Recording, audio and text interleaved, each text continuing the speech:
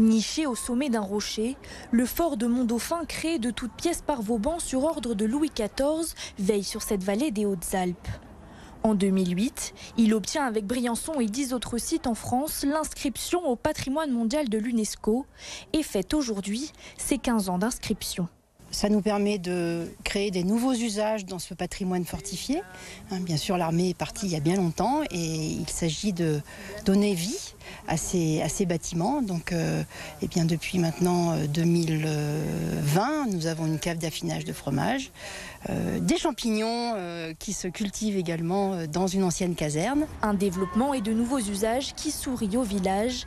Depuis son entrée au patrimoine mondial de l'UNESCO, Mont-Dauphin a vu le nombre de ses visiteurs doubler. C'est quelque chose d'extraordinaire, c'est-à-dire qu'en fait c'est une reconnaissance du territoire, une reconnaissance bien sûr de l'œuvre de Vauban, et quand vous arrivez de Gap ou de Briançon, la première chose que vous voyez bien sûr c'est Mont-Dauphin. Environ 25 000 personnes franchissent les remparts chaque année, une fierté pour le maire du village. On a à cœur de montrer que Mont-Dauphin, c'est un village vivant. Nous, on habite dans ce patrimoine exceptionnel et on est fiers et contents de le faire vivre. Une place forte tellement dissuasive qu'elle ne sera jamais assiégée. Remparts en pierre rose et bâtiments militaires sont très bien conservés et offrent une plongée unique dans la vie militaire du XVIIIe siècle.